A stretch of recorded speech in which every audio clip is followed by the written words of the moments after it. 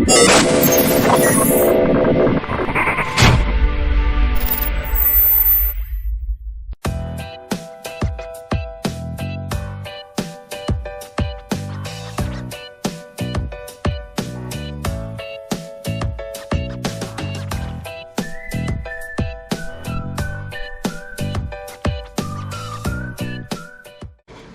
back, everybody, to the world's worst fishing. And there's a lot of background noise. My wife's doing laundry and there's nothing I can do about it because I want to have a clean bed tonight. So anyway, back on the German beer.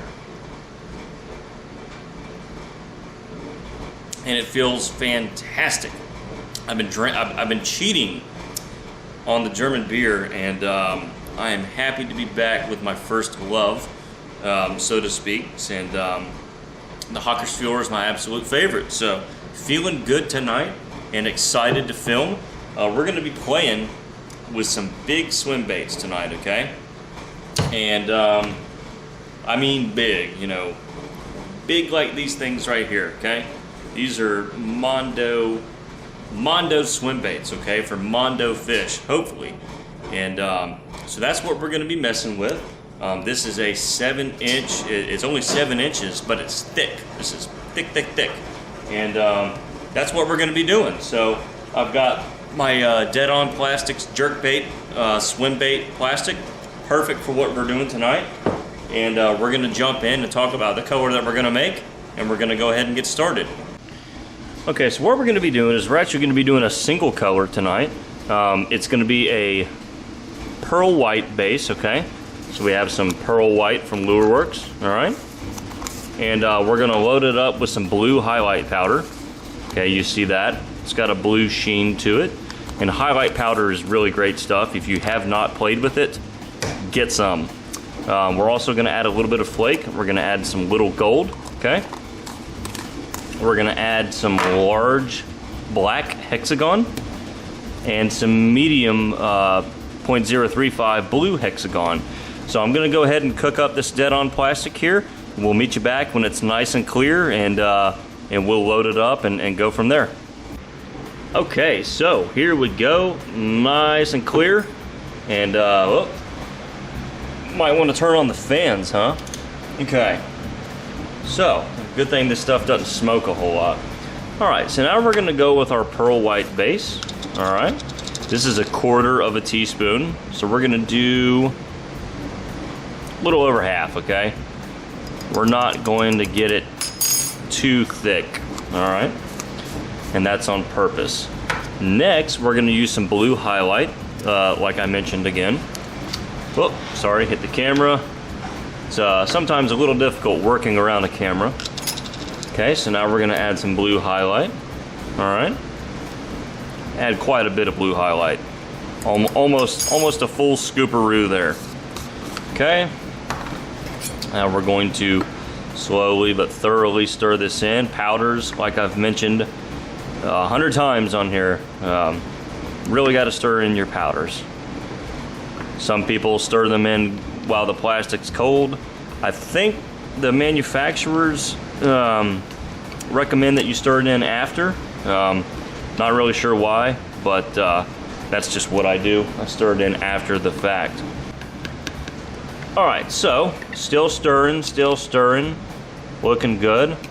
Alright, you know what? I want more blue highlight, guys. I want this thing to look blue when the light hits it. So boom, there we go. We have officially blue highlighted the shite out of this. Okay. Now we're gonna add some sparkle, okay? It's glitter time. Let me clean off my spoon here. All right. Now we're gonna go for some 0.062 black flake, okay? This is considered a large black flake. All right.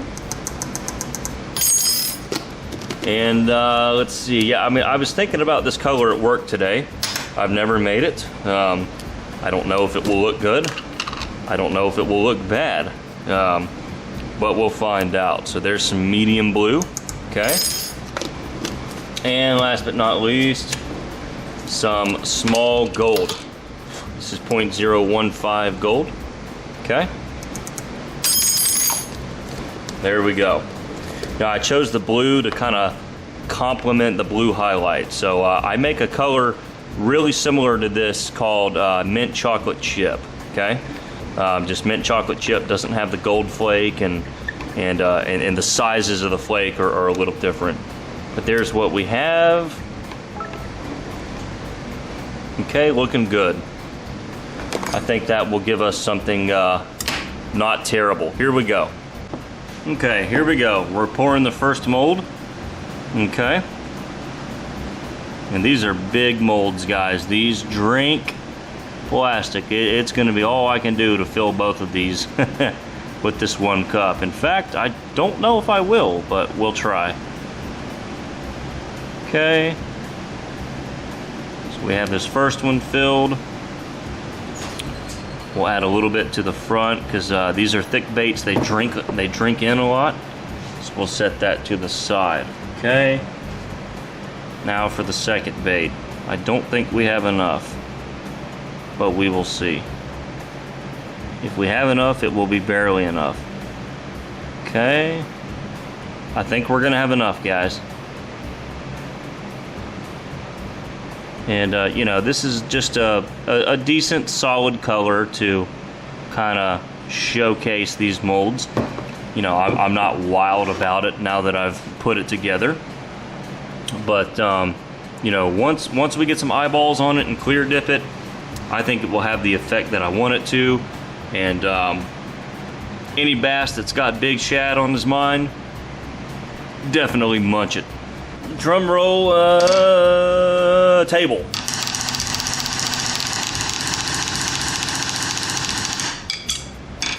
Okay, let's take out the first one here. I don't know why I just spun it 360 degrees, just forget about that. Okay, so now we're gonna yank the tail out first. Oh yeah, that's a tail. Yeah. Here we go. Okay. A nice, just kind of blue highlight, shad, whatever you want to call it. Shiny. There it is. Don't even know what you call that. Okay, we're gonna set it down. Try to wipe off the table here a little bit. I almost did it again. I almost spun it, or I don't know. I can't explain that, and that's not the German beer talking. Okay. All right, got that out. That's a Mondo tail, guys. Here we go. Boom. Mega bait. Mega bait, mega bait. Okay, so we have these two ginormous swim baits. What to do next? It is eyeball time. All right, and we're gonna use some JB Weld here. This is another, this particular JB Weld is an instant bond. If I can get it out, there we go. Okay. All right, and this one over here drinks up 15 millimeter eyes. These are Mondo eyes, people. And in my opinion, they look terrific. How does that look? It's amazing what an eyeball does, okay? And then this bait back here, even though it's a larger bait, it takes just a slightly smaller diameter eye, okay? So what we're gonna do is we're gonna put a 12 millimeter eye, okay? And this is just kind of a silver hologram eye right here. You know, works well for a shad color. Okay. Just place that right in the middle. All right. And then we're gonna flip these over and do the other side. Okay, and here we have the other side.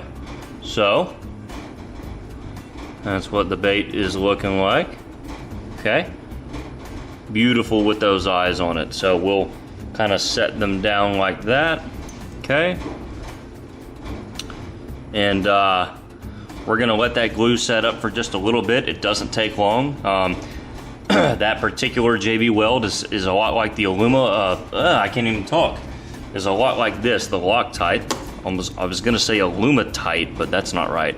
The Loctite. However, I ran out of that. That is empty, so might as well pitch it. So anyway, these baits are almost ready for the next step. We're gonna clear dip them, and then I think they'll be looking pretty fresh, guys. Okay, that is a full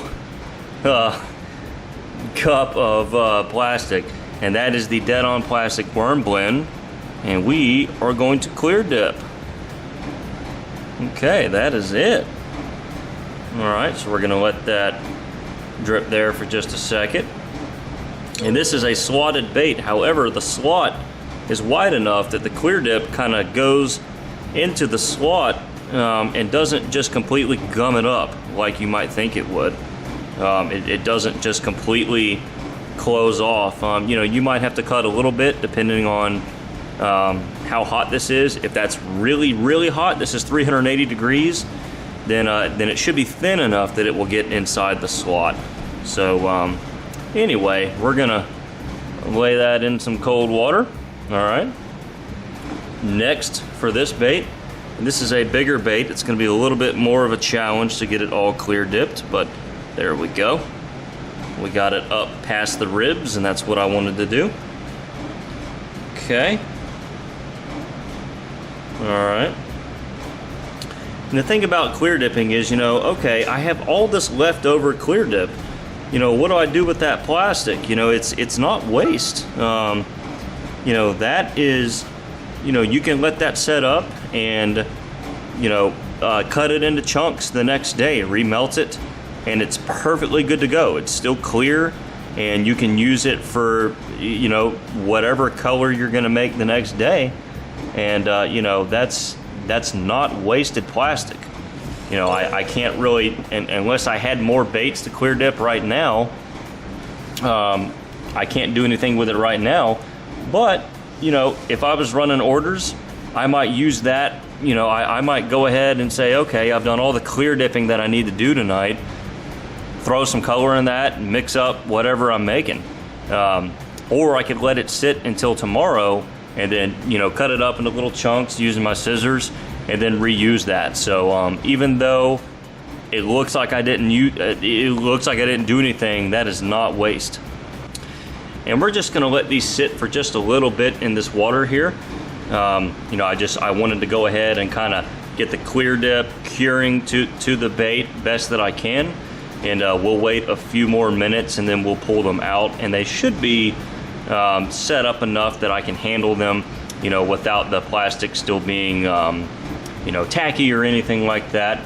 And in the meantime, we'll have a few more swigs of our Akkersfjord Oktoberfest.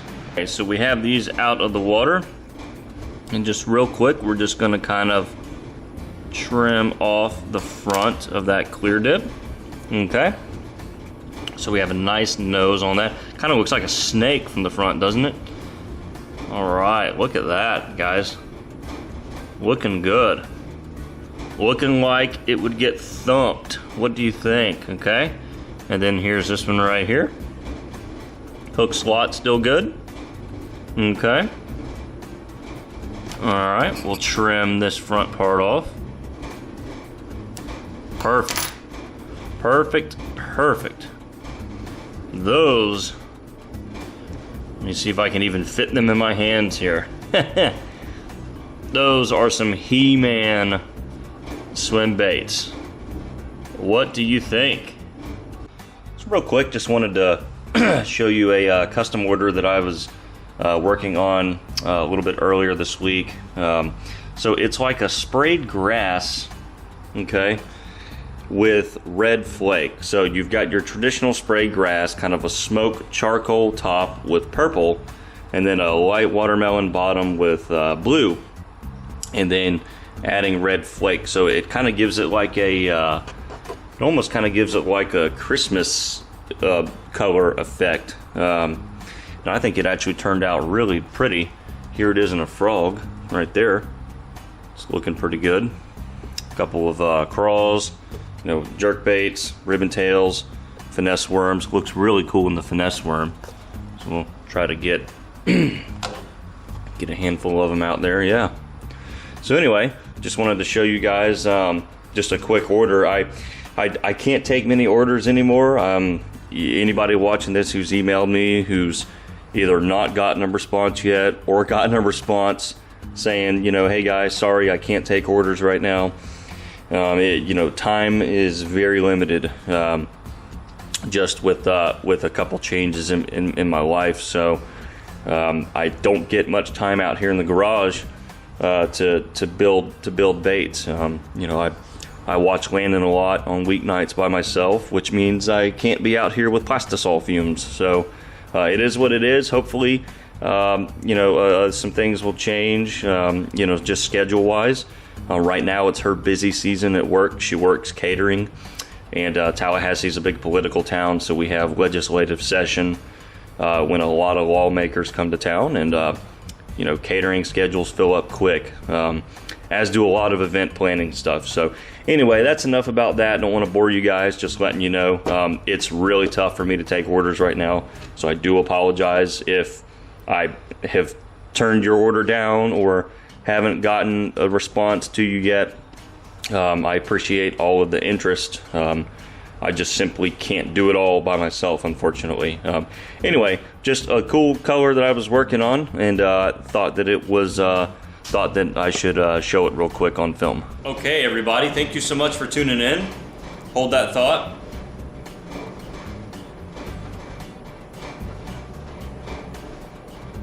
You know, after a couple of these, your baits start looking real good, you know what I'm saying? So these are the ones again that we made earlier in the week. It's a cool, you know, kind of bluegill, you know, natural color like that. I love this color, and you know, it's like I said, it's inspired by. If you go check out Oracle Lures, my buddy Brad Hardy, he makes a color called MK Ultra Gill. Check that out. That is a cool color. It's one of the most just beautiful things I've ever seen. But tonight, here's what we did. Okay, so you know, kind of a cool shad herring color almost. I think any forage fish, you know, I think this looks like just about any forage fish, really, you know, aside from bluegill, of course. So, you know, nothing complicated. It's just a single solid color. You know, there's no laminates, there's no triple colors, there's no split tails, there's no swirls or anything like that. And I think these look good, and I think they look effective. So, you know, I'll definitely be trying these soon. I have so many things that I've made lately that I've yet to try. You know, I'm trying to try them all.